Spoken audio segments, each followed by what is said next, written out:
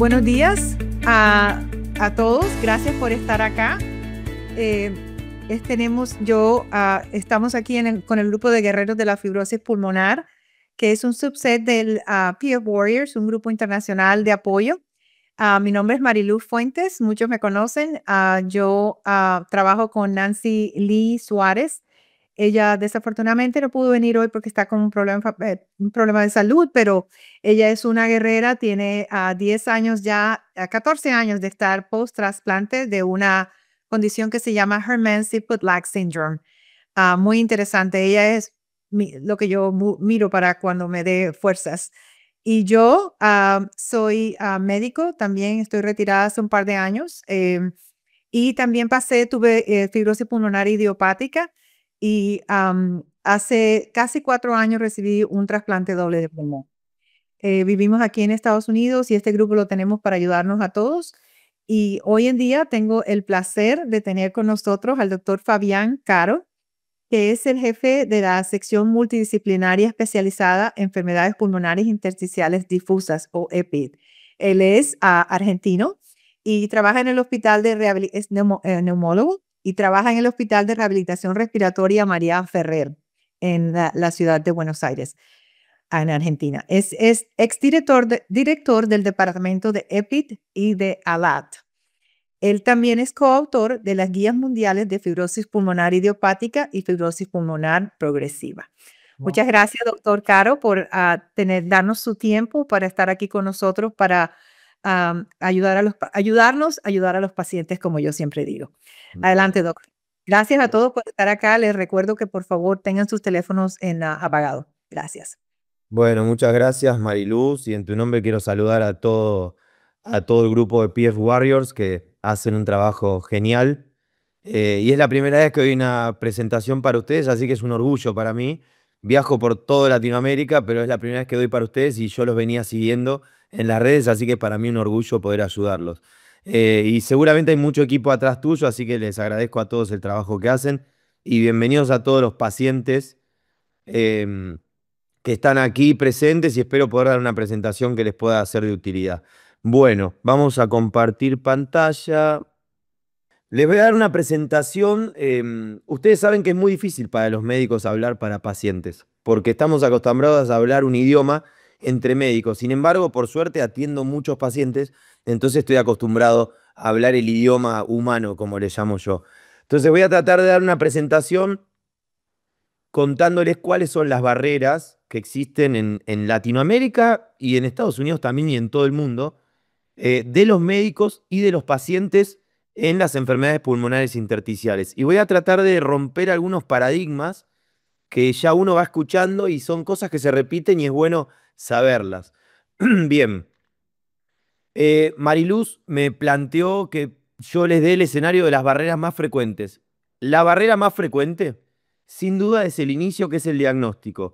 No solo en el tiempo de diagnóstico, sino en un diagnóstico correcto y adecuado y especializado.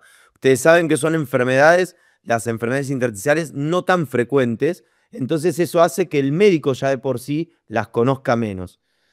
Lo primero que quiero mencionar, que es algo que digo permanentemente, es algo que seguramente le va a chocar a todos, y eso es bueno, que terminemos con el término tengo fibrosis pulmonar. Decir fibrosis pulmonar en realidad es como decirnos tengo fiebre. Y ustedes saben que fiebre se puede tener por una neumonía, por un tumor, por una infección en la uña del pie o por una sepsis por otro foco. Con lo cual, tener fiebre no es algo específico. Tener fibrosis pulmonar tampoco es específico. No es una enfermedad fibrosis pulmonar. Y lo peor de todo, que se la confunde con una de las 200 enfermedades intersticiales que se llama fibrosis pulmonar idiopática.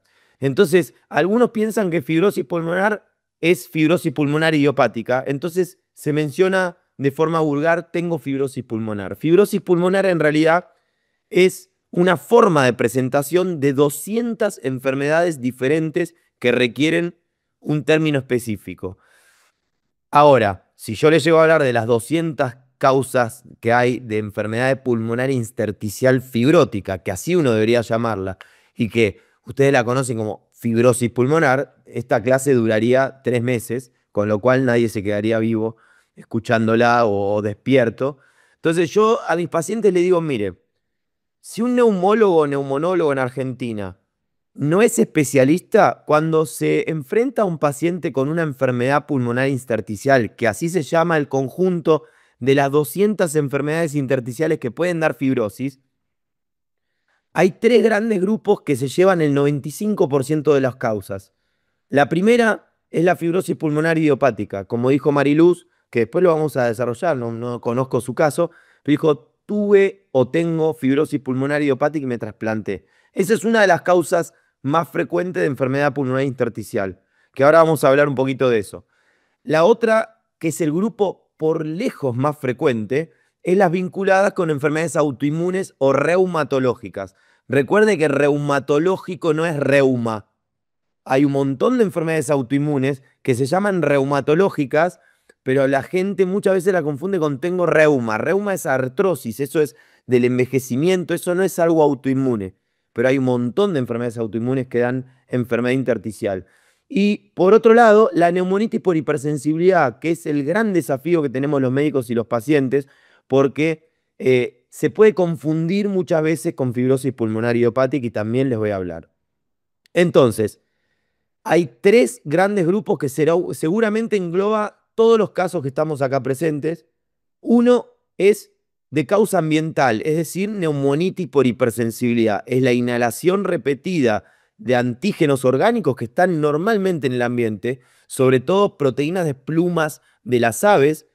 Y uno dice, yo no tengo aves, pero podés tener edredón de pluma, colchón de pluma, campera de plumas y no necesariamente tener aves, o capaz que tienen palomas en el pulmón de manzana del edificio o en el aire acondicionado. No es que uno tiene que convivir con 200 palomas. El segundo grupo es el vinculado con enfermedades reumatológicas. Todo neumonólogo está obligado a descartar enfermedades autoinmunes. A veces eso es muy fácil, pero a veces no es tan fácil y requiere de un expertise específico. Y el tercer grupo es el de las idiopáticas, que son varias, pero la más frecuente es la fibrosis pulmonar idiopática. Es la más infrecuente y es la más importante porque podría tener peor pronóstico que el resto, con lo cual uno tiene que apurarse más. Vamos a meternos en la última, en fibrosis pulmonar idiopática.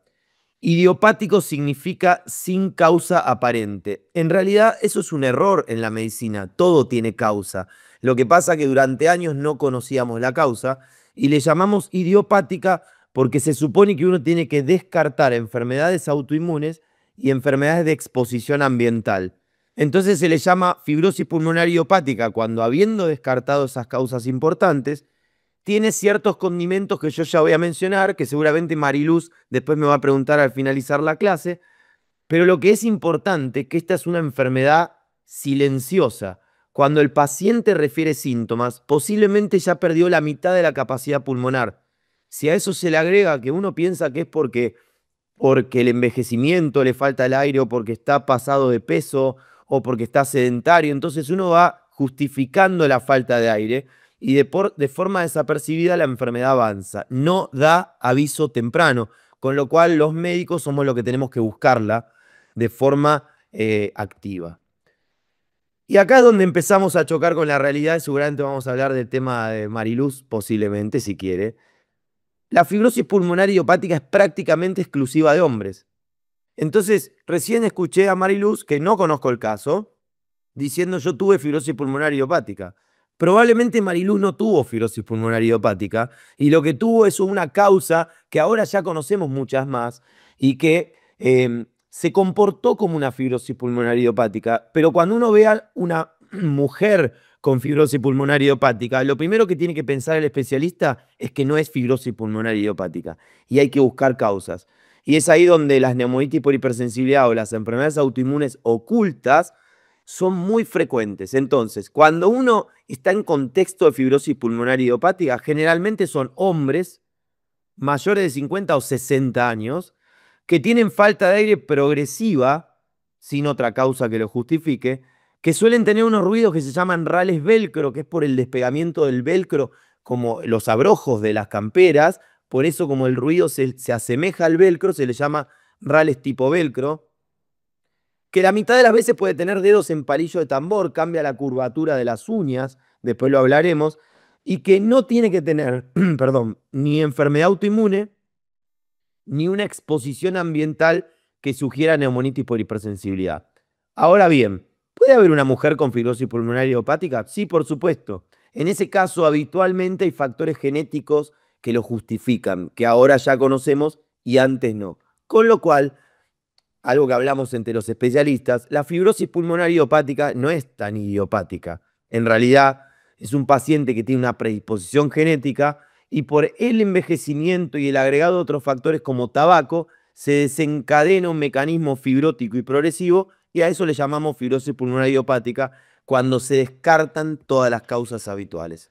Yo tuve el honor de cumplir un sueño y algo absolutamente utópico, que fue juntar a toda Latinoamérica y crear el primer registro continental, verdaderamente continental, desde México hasta el sur de Argentina, todos los países de Latinoamérica de forma voluntaria, sin un peso a cambio. O sea, esto fue algo absolutamente voluntario y no sponsoreado por la industria, lo cual le da más valor científico, y hacer el REFIPI, que fue el primer registro continental y es una publicación que participamos muchos médicos, yo tuve la posibilidad de conducirla, que se nombra en todo el mundo porque es un ejemplo. ¿Y de qué nos sirve? Nos sirve de que tenemos evidencia en Latinoamérica.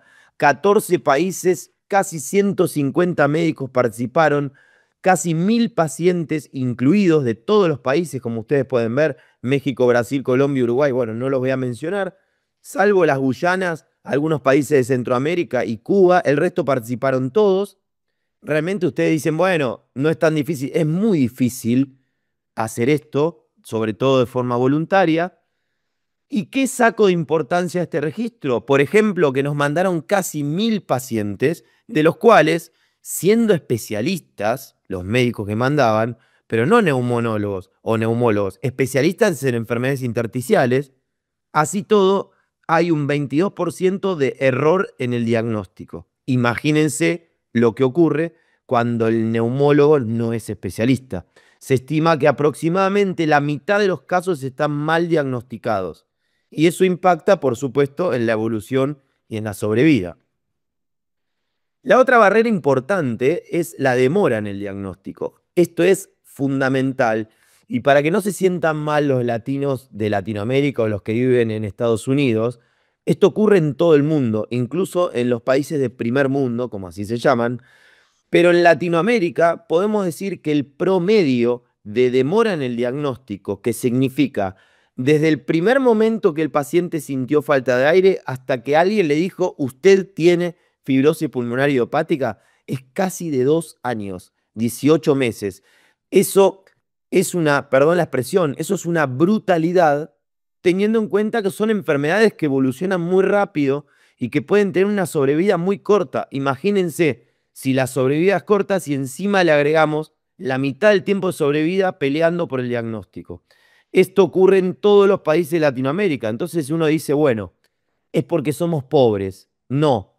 España, en el registro español, el promedio de delay en el diagnóstico es 20,4 meses y Europa de Occidente, incluyendo Italia, Alemania, Francia, es de 22 meses. Evidentemente, hay muchas barreras de la enfermedad misma y de los sistemas de salud que hacen, y del propio paciente que no refiere síntomas, que hacen que el paciente se diagnostique de forma más tardía de lo que queremos. Con lo cual, no estamos tan mal en Latinoamérica. ¿Por qué es importante esto? No me interesa que sepan estas curvas. Lo que quiero decirles es que la curva roja que ven acá, que está más abajo, quiere decir que el paciente vive menos. La curva azul es que vive más y así sucesivamente. Fíjense que cuando el diagnóstico se hace después de 4 años, desde que empiezan los síntomas, por supuesto el paciente tiene más riesgo de morir y tiene peor sobrevida, porque ya pasamos un tiempo de enfermedad sin diagnóstico, ergo sin tratamiento.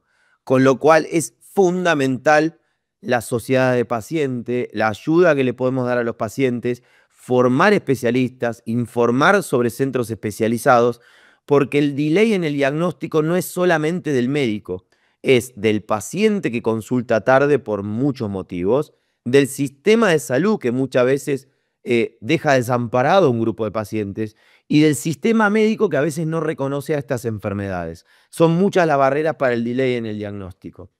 La otra gran barrera, que tampoco es exclusiva de países de tercer mundo, esto ocurre en Estados Unidos, esto ocurre en Europa, bueno, yo no me formé en Argentina, me formé en Europa y esto ocurre en los países de primer mundo, es el acceso al tratamiento.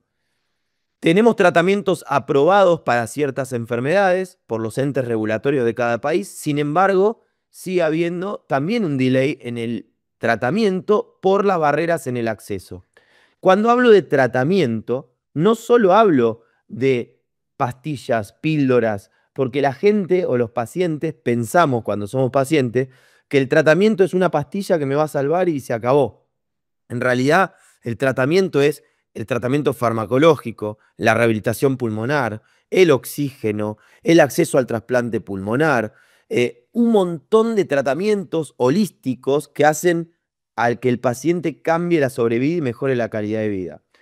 Con respecto al tratamiento farmacológico, no hay dudas que hay 2 fármacos hasta la actualidad, esto va a cambiar en breve, aprobados en todo el mundo para fibrosis pulmonar idiopática. Ahora voy a hablar para el resto, no se preocupen, que son la pirfenidona y el nintedanib, porque enlentecen la progresión, el avance de la fibrosis. Eso nadie lo discute hoy en el mundo y fíjense cómo en registros europeos, antes que se daba corticoides, inmunosupresores, estas curvas que están acá fueron bajando. Hoy sería mala praxis dar corticoides o inmunosupresores para la fibrosis pulmonar idiopática. Sin embargo, pirfenidona y nintedanib son fármacos que están creciendo, por supuesto, porque son los únicos 2 fármacos aprobados hasta hoy. Esto va a cambiar, ahora voy a comentar el futuro. ¿Qué ocurre en Latinoamérica? También tenemos datos de Latinoamérica. Ustedes saben que Latinoamérica, como el mundo, es muy heterogéneo. No es lo mismo la situación social en Argentina que en Haití. No es lo mismo Cuba que Venezuela, que Colombia. Cada país tiene un sistema de salud diferente, cada país tiene un sistema de aprobación diferente y Estados Unidos es como muchos países en uno, también ocurre lo mismo dependiendo de cada estado. Lo que sabemos que nuestros pacientes con fibrosis pulmonar idiopática, por suerte, la mayoría están tratados, 72% con antifibróticos, a uno le encantaría el 100%, pero eso en la vida real no existe. Solo 2% recibían corticoides, lo cual estaría contraindicado en esta enfermedad, y la gran mayoría recibía pirfenidona versus nintedanib. ¿Por qué es esto? Porque la pirfenidona entró en Latinoamérica, entró significa que entró en el mercado, en la mayoría de los países, de forma primera pirfenidona y después nintedanib. Entonces es algo lógico que haya más pirfenidona.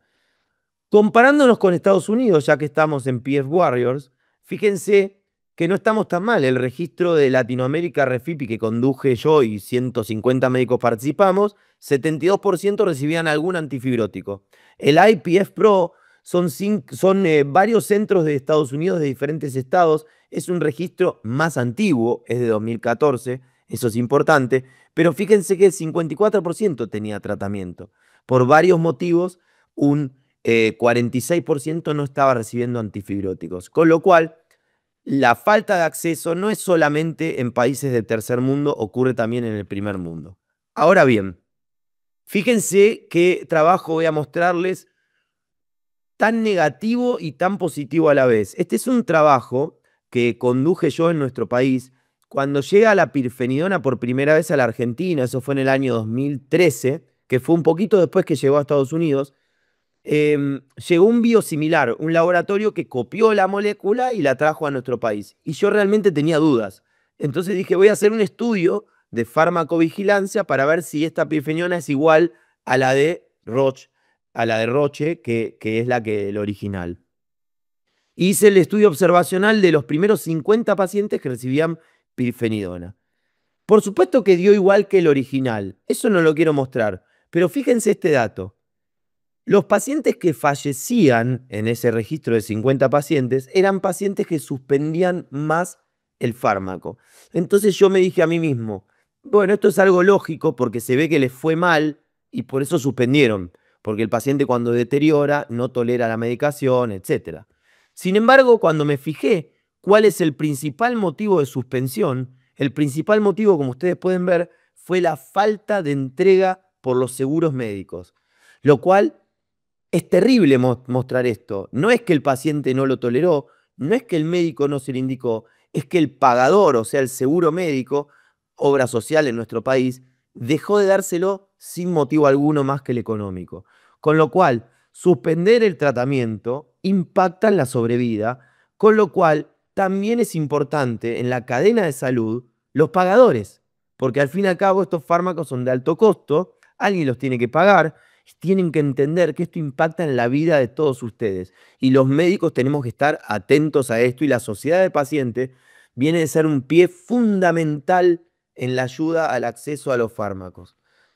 ¿Qué otras barreras de tratamiento ocurren? Bueno, acceso al oxígeno, un problema en todo el mundo.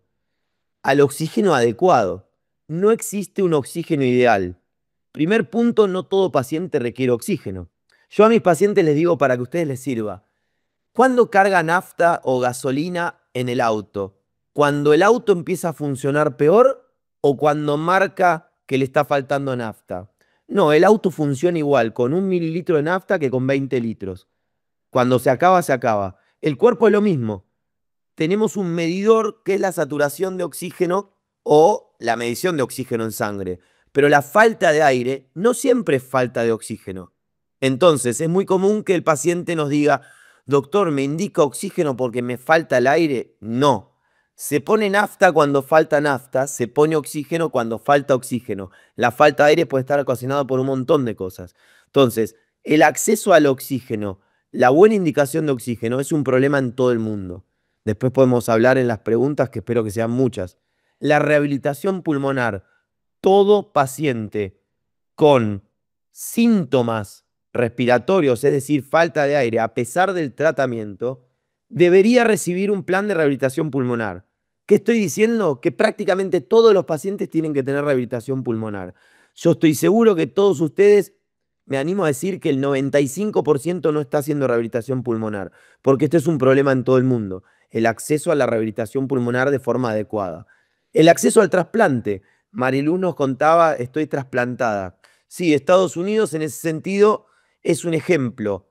Es un ejemplo porque tiene acceso, no un acceso universal.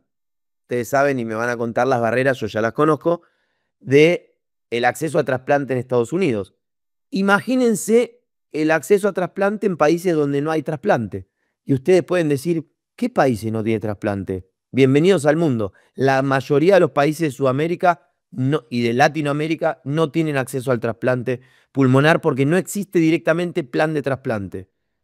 Entonces, México hasta hace unos años no tenía trasplante pulmonar, se trasplantaban los que tenían dinero en Estados Unidos. Ahora tiene un plan de trasplante en Monterrey, que en realidad depende del seguro médico. Entonces, hay pocos países con acceso universal al trasplante. Y lo último es el acceso a médicos especialistas. Especialistas no me refiero a neumólogos, me refiero a grupos especializados. En Argentina hay 45 millones de habitantes y no seremos más de 20 los especialistas. Y es un país que es un ejemplo, hay muchos especialistas. En México, que son 140 millones de habitantes, me animo a decir que no hay más de 15 especialistas. Con lo cual, imagínense lo que falta para formar médicos especializados y sobre todo grupos especializados. Para dar un poco margen de ciencia a todo esto, ¿por qué hay que dar rehabilitación? Este es un trabajo que fue publicado la semana pasada, que se acaba con esto de la duda de la importancia en la rehabilitación pulmonar. La rehabilitación pulmonar reduce el riesgo de muerte en todas las enfermedades intersticiales.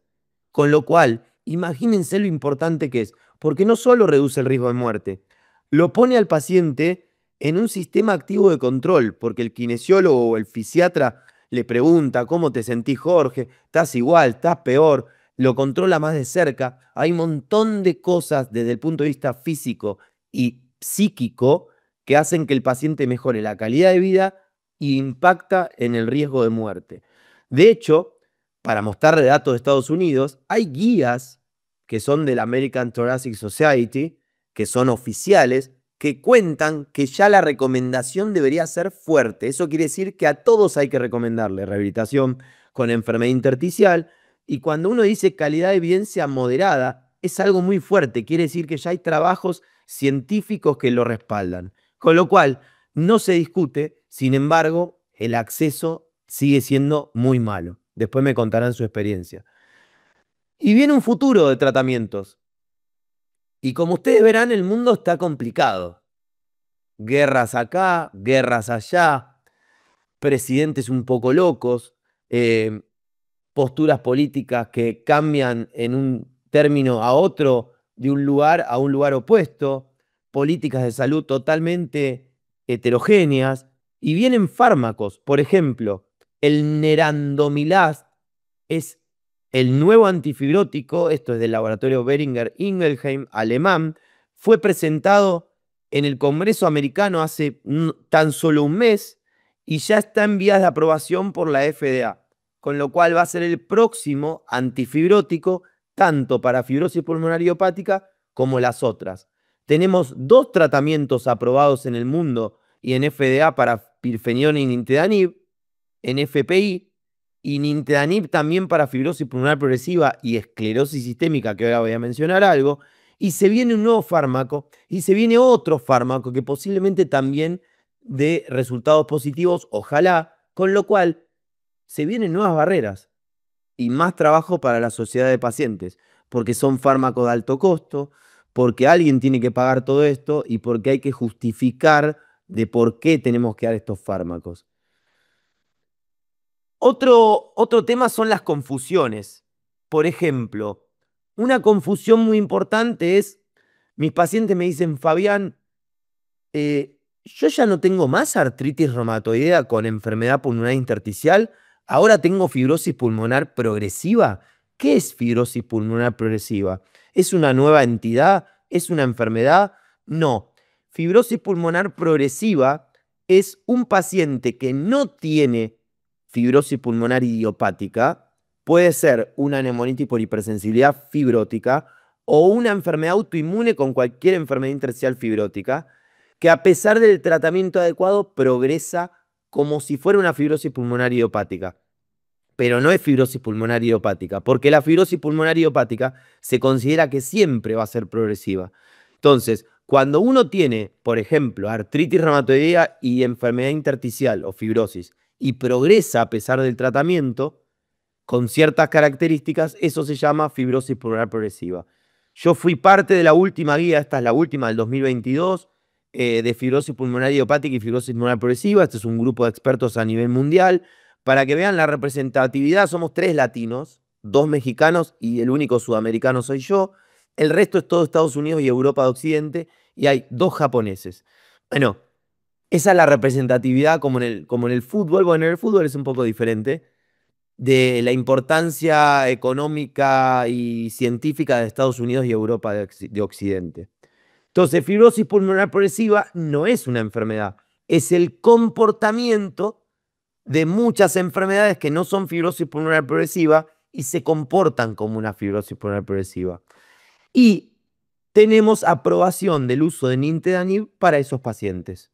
Por lo menos on label, o sea, ya está aprobado por FDA, por la entidad regulatoria europea y por la mayoría de los países.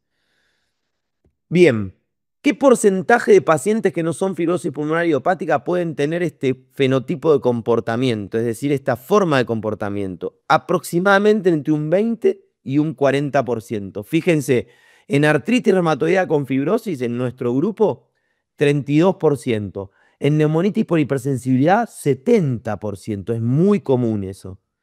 En esclerosis sistémica, 12%. En síndrome de Sjögren, que es otra enfermedad autoinmune que da ojo y boca seca, 37%. Pero es importante que sepan que también hay tratamientos específicos para este fenotipo de comportamiento. Y por último, para dejar tiempo para muchas preguntas, ojalá tengan muchas y poder responderlas, esclerosis sistémica. Porque claro, esclerosis sistémica es como Plutón. Hasta hace poco estaba en nuestra Vía Láctea y en nuestro universo, y ahora de repente no lo consideramos planeta. La esclerosis sistémica es menos frecuente, pero sin embargo es muy común para nosotros que nos dedicamos a esto. Son más mujeres, más jóvenes quizás. Es un grupo de pacientes totalmente diferente y la indicación de fármacos es totalmente diferente. Una cosa que quiero decir de esclerosis sistémica: es una enfermedad autoinmune que afecta a la piel, pero la piel no es lo que complica al paciente, no es lo que le da la causa de muerte, digamos, para ser brutos, sino que es el corazón y los pulmones. Hasta un 50% de los pacientes con esclerosis sistémica van a desarrollar compromiso pulmonar intersticial, lo que ustedes conocen como fibrosis, y eso hay que detectarlo temprano. Y existe un término que está bueno aplicarlo a todas las enfermedades, incluso más allá de lo que estoy hablando, que es ventana de oportunidad. En la vida hay una ventana de oportunidad para todo. Hay una ventana de oportunidad para tomar decisiones. Cuando se pasa esa ventana de oportunidad no quiere decir que está mal tratarlo, pero seguramente llegué tarde. La ventana de oportunidad es el reconocimiento temprano de estas entidades, y para eso es necesario consultar de forma temprana a un lugar adecuado de especialistas. Hay muchos fármacos para la esclerosis sistémica, inmunosupresores, hay tratamientos no farmacológicos. Y el nintedanib, por ejemplo, que es un antifibrótico, esta es una enfermedad que, al igual que la fibrosis pulmonar idiopática, no hay que esperar que el paciente progrese para indicarla. Cuando uno tiene una enfermedad intersticial con más del 10% de fibrosis en la tomografía, que es casi nada, uno ya está avalado de indicar nintedanib más allá del tratamiento junto con el reumatólogo que se indique. Y para terminar, les quiero contar que el manejo de estas enfermedades, miren, yo no veo otra cosa que esto. No hay tantos médicos en el mundo, aunque ustedes no lo crean, que se dediquen 100% a esto. Yo no atiendo asma, no atiendo EPOC, no atiendo cáncer de pulmón, yo solo atiendo enfermedades intersticiales. Y así todo, siento que, a pesar de tener un grupo fantástico de especialistas de diferentes especialidades que voy a mostrar ahora, no damos abasto en el conocimiento. Con lo cual, imagínense si encima de eso tengo que atender cáncer, asma, EPOC. Es como pretender que un mecánico de autos arregle aviones, avionetas, barcos, autos. Es lo mismo. Entonces, hay que ir a grupos especializados. Y si no los encuentran, hablar con PF Warrior, hablar con la sociedad de pacientes, a dónde puedo asistir. Y si no hay en su ciudad, se puede de forma virtual. Es lo único que nos sirvió la pandemia, de la virtualidad.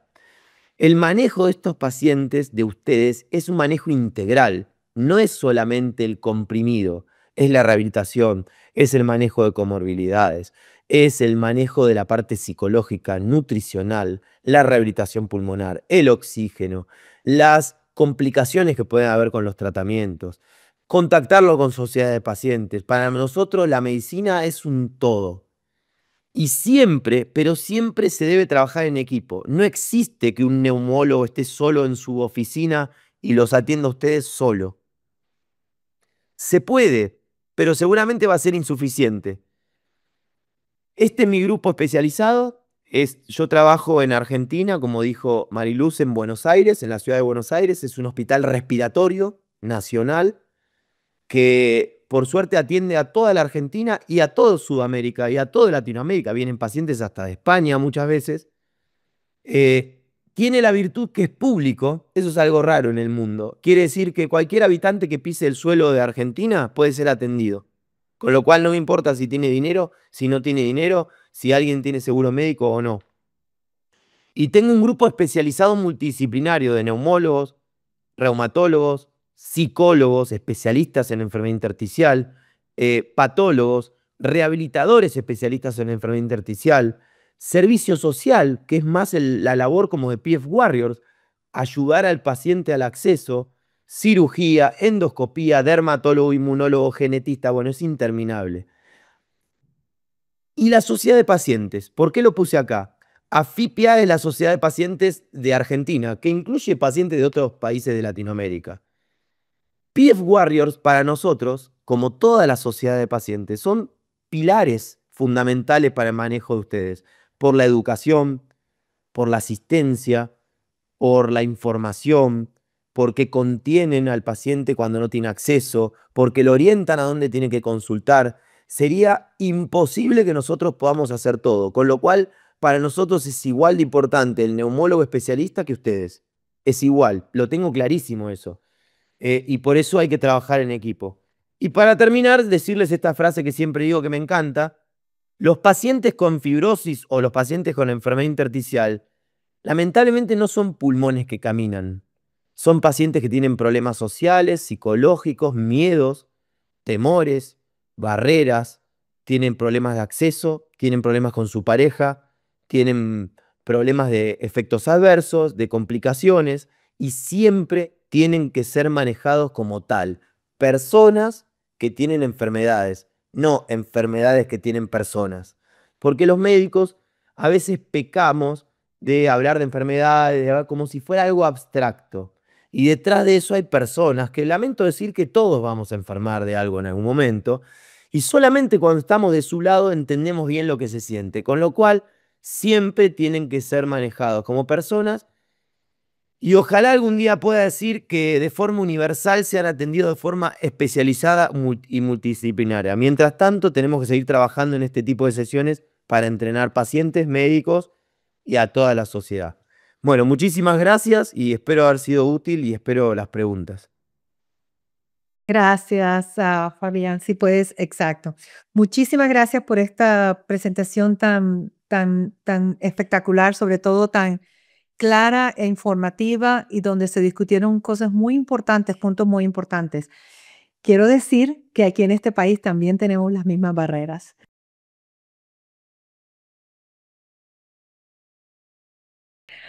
Un abrazo para usted y muchas gracias a todos por estar aquí. Los esperamos en la próxima reunión.